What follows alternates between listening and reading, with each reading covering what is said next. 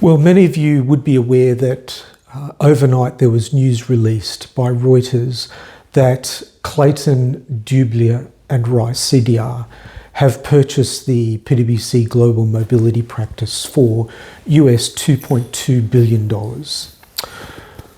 What exactly does this mean for the mobility industry? And what does it mean, frankly, for PwC and CD&R going forward?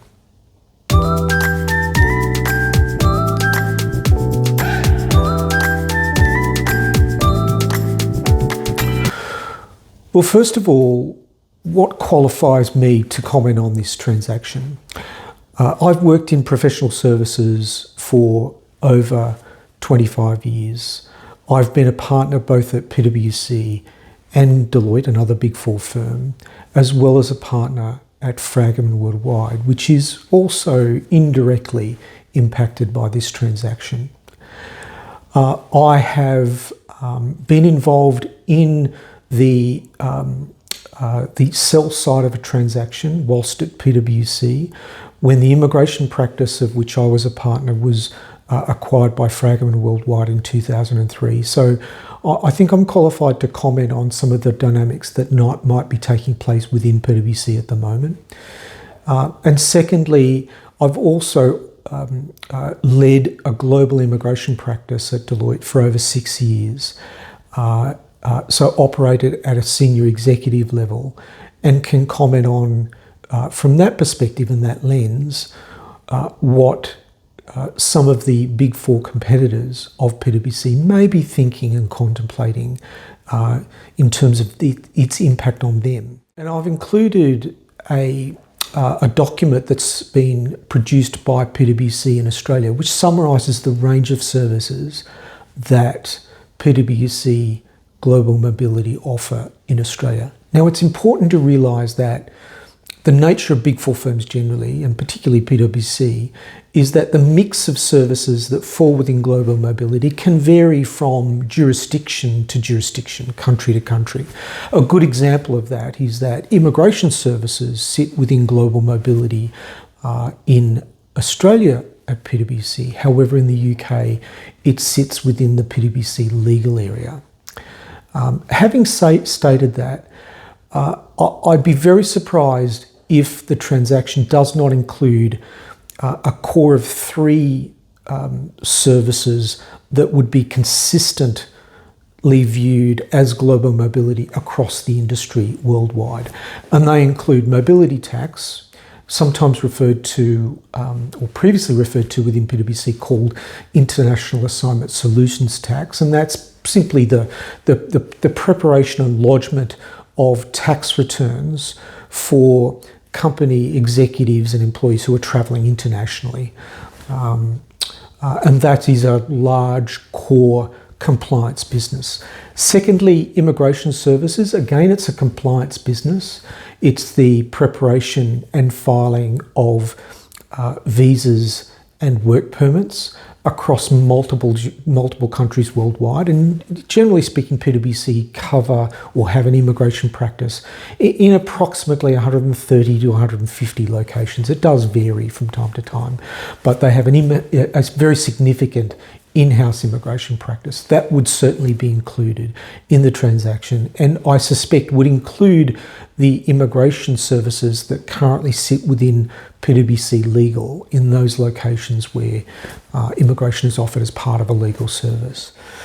And finally, global mobility consulting, which is more an advisory offering as opposed to a compliance offering. And it is really helping global mobility professionals within organisations navigate the increasingly complex array of support that globally mobile talent need, particularly in the post-COVID period with variations on the types of work, hybrid working, work from anywhere. They have an impact on both immigration, tax compliance, but also around international assignment planning or global mobility consulting. So those 3 core services would certainly be included in the transaction.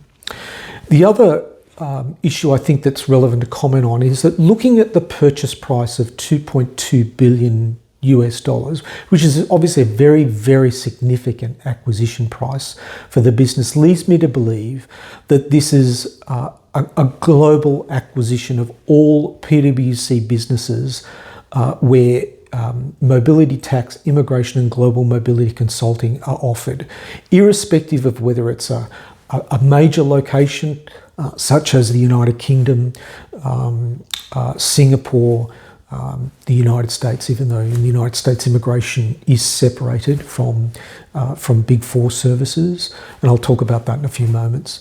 But it would also include smaller locations as well. And I know it's been speculated about whether the transaction does include all countries where PwC offer those services at the moment.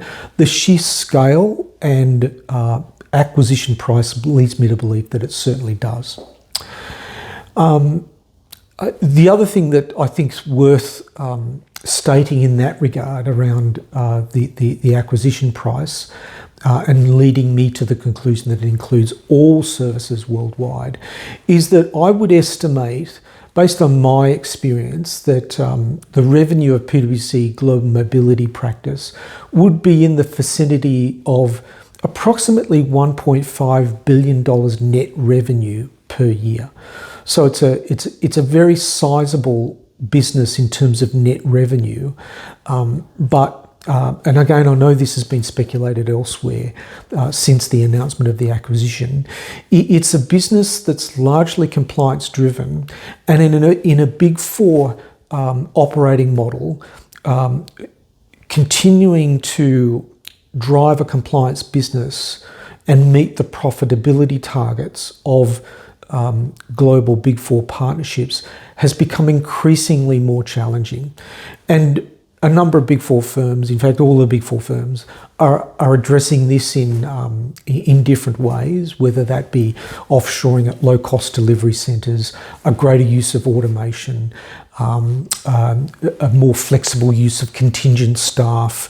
A variety of methods are being deployed to bring down the cost of delivering compliance services, because simply the value proposition from the market is shifting from compliance services to more strategic advisory services, which I believe is one of the key reasons behind why this transaction has been announced. It is important to understand that the transaction does not include wider tax services, and there are a wide array of tax services that are available within Big Four firms, generally referred to as corporate tax. They include areas such as, for example, indirect taxes, transfer pricing,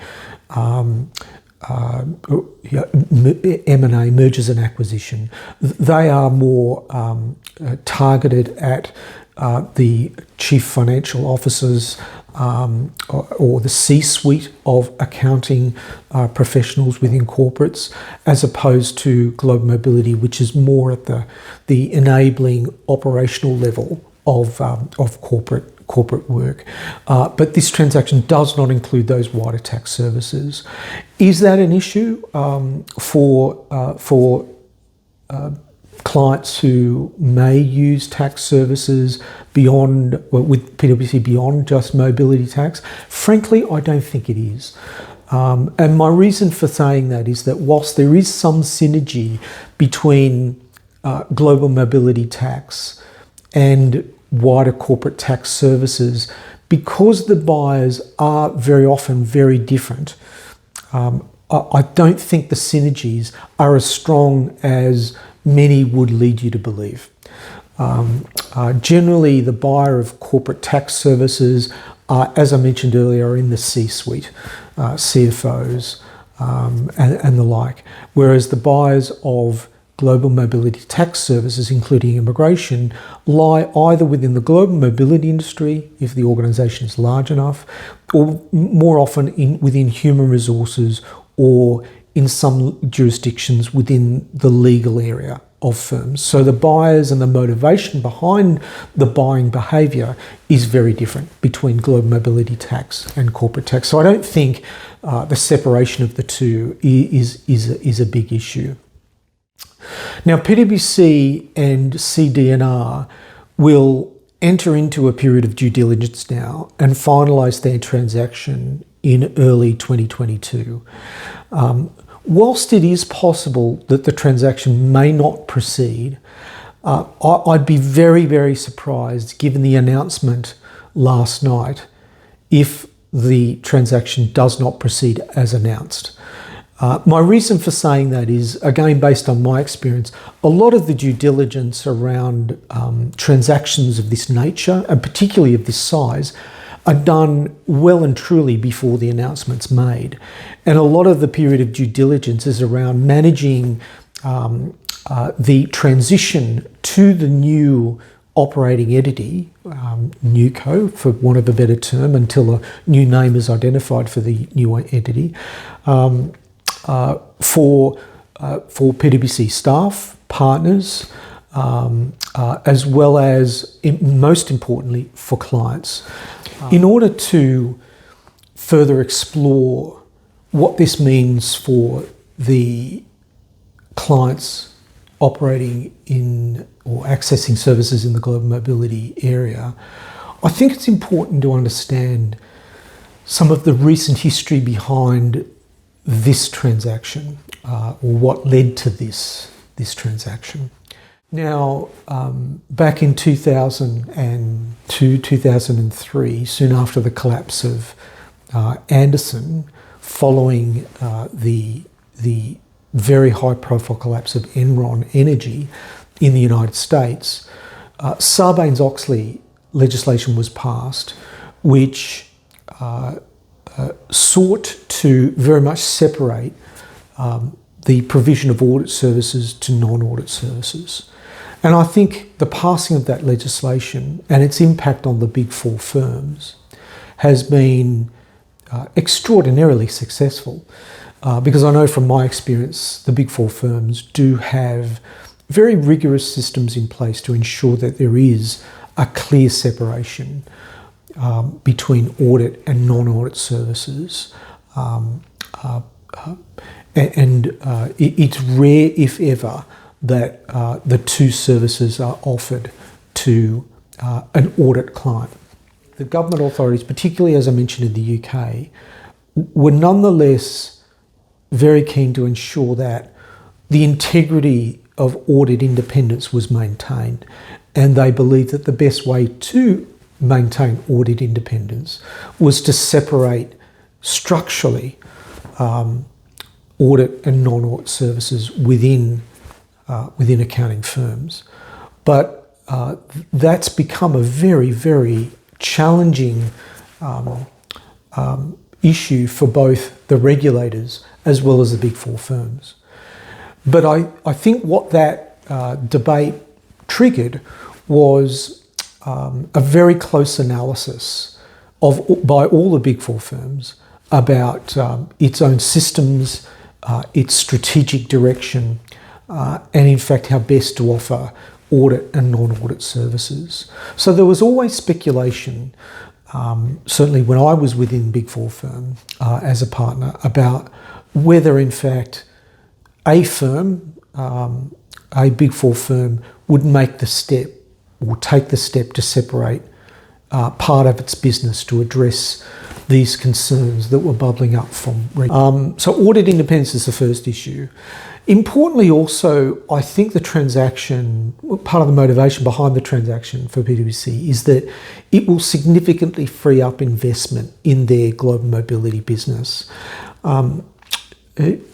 Now, Big Four firms do love global mobility because it is a compliance services. It is a bedrock of revenue for the firm. So whether there be economic good times or economic bad times, generally the bedrock of compliance services remains fairly constant. So for that reason, and that's unlike consulting services, for example, where the first casualty of an economic downturn is usually discretionary spending, and that's typically more consulting services than it is compliance services. So the Big Four firm have really loved compliance services for that reason. However, as governments have become more sophisticated in terms of their own systems and technologies for individuals to prepare and lodge their own tax returns, or even the pre-population of tax returns by government authorities, which makes the filing of a tax return, for example, quite straightforward. Similarly, immigration is becoming, in many jurisdictions, more straightforward than it was a number of years ago, and is certainly becoming more automated. That really raises the pressure on being able to continue to deliver those services at a level of profitability that's acceptable to a Big Four firm. So whilst the revenue, and I mentioned the net revenue that I think the PwC Mobility business generated a little while ago, whilst the net revenue I think is quite strong, the profitability continues to be challenged as costs continue to rise. Now, when you've got a global shortage of skills in certain areas, and we've all probably seen information that all of the Big Four firms are struggling to get suitably qualified professionals into their firm, the costs of hiring people increases. So I think those cost pressures are not going to go away. And there's only so far that increased automation and offshoring of these compliance services will get a Big Four firm. So that's translated to, I think, Big Four firms perhaps not having the level of appetite to invest in global mobility that frankly global mobility deserves and warrants.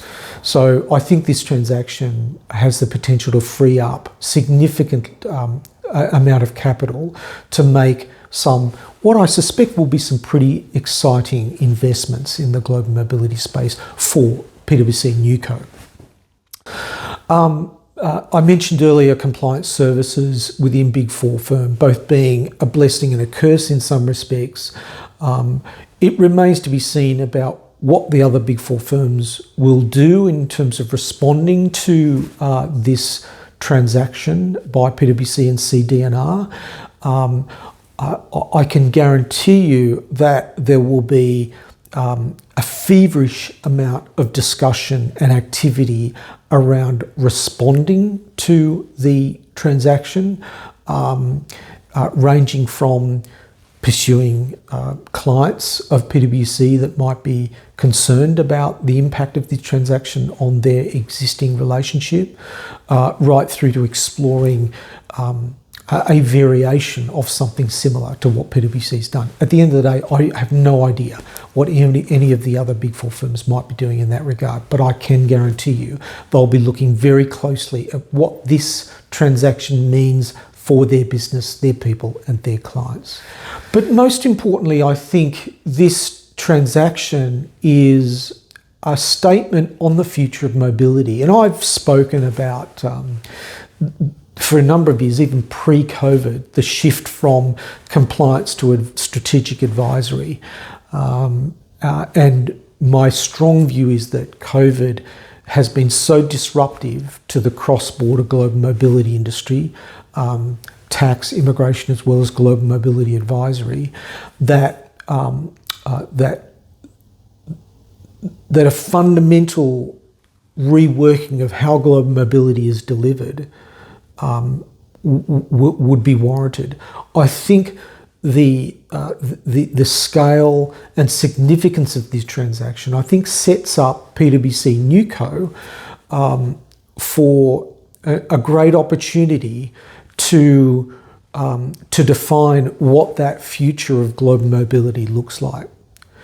So if I were a client of PwC, I would be PwC Global Mobility. Far from being concerned about this transaction, I would be very excited by it. I would be very interested in engaging with PwC around what their thinking is around the future of global mobility, what this transaction means in terms of their investment in their clients, and if I'm a client, in me, and my people and my engagement with PwC both now and into the future. And it's an opportunity, I think, for the new co of PwC to almost co-design the future of global mobility with a large range of clients. So in that respect, the transaction has come at exactly the right time for, I suspect, both PwC and the global mobility industry. So I think, frankly, the last thing I'd be doing is packing up my global mobility bag and looking to go elsewhere. I would simply do your own due diligence, or I'd do my own due diligence if I was within the corporate sector to explore exactly what this means and what role I, as a client of PwC, Newco, might play in what that future looks like. I mentioned earlier the Big Four competitor reaction.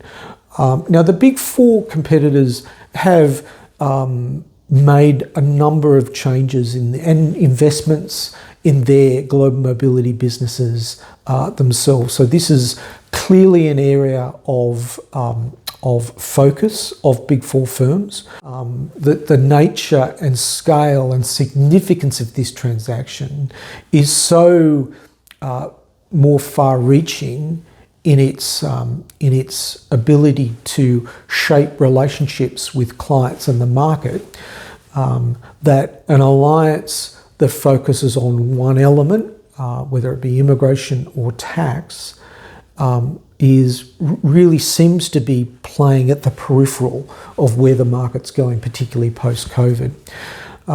Some Big Four competitors have made further investments in their operations in the United States to ensure that the full range of global mobility services, tax, immigration, as well as immigration or global workforce advisory, can be offered in some of the largest markets, most particularly in the United States. And with the disruption to global supply chains that have taken place as a result of COVID, those large markets, particularly the United States, will be a beneficiary of very significant changes to its operations, to company operations, which will involve extensive use of skilled foreign labour. So the US will continue to be, for many years to come, a very, very significant driver for both innovation and change within the global mobility industry. So those investments that Big Four firms have made within the United States and generally North America are well targeted, and this transaction will make them no less firms that outside of the Big Four. So firms like Fragomen Worldwide, Newland Chase, the relocation firms, the technology firms that offer international assignment services or technology around that, Assignment Pro, etc. They'll be looking at this transaction and its impact on the market very closely as well. I'm one person that does not necessarily subscribe to the view that you need to separate technology from the delivery of global mobility services. I think the two can, particularly post-COVID, can happily coexist, so long as there's sufficient investment and appetite to invest and innovate in both. And I know there are firms that have made significant announcements about making investments in technology, and their use of innovative, experience-driven client technologies that are clearly aligned to where the market's going. So technology, I think, will become less of a workflow management tool and more of a client experience tool. And some firms have already recognised that, made investments in that regard, and will continue to build out their technology offering around that. I suspect PwC Newco will do exactly the same thing. Either they'll do it, build it within, or they may do it via a further acquisition. But I don't think you necessarily and artificially need to separate technology from global mobility, so long as there's sufficient appetite, smarts, and investment to take technology to the level that's required. I've also heard it speculated whether this transaction is a recognition that mobility has in fact passed peak mobility post-COVID, that with the evolution of work from anywhere, hybrid work, remote working, the fundamental changes that COVID has delivered to the workplace and the workforce have meant that mobility will become very much on the peripheral of the strategy of business. That's an interesting one. I frankly don't know the answer to that, other than to say I think the next 12 to 24 months will tell us a lot more.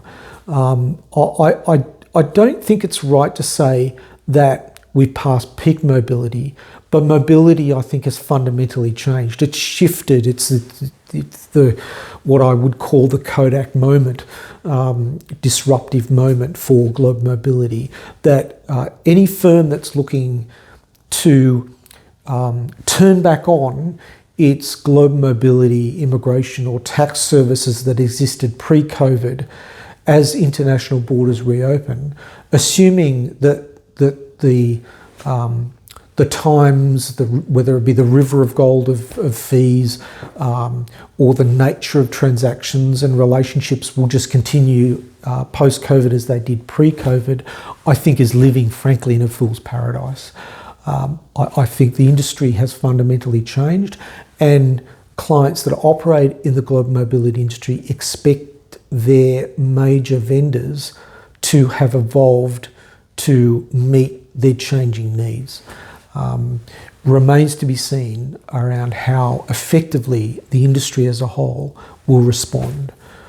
So there's some of my initial thoughts on this transaction. I'm more than happy to have a conversation with those of you who might be interested in reaching out to me to discuss this in further detail. As further information becomes available in the coming weeks and months, I'll release further information.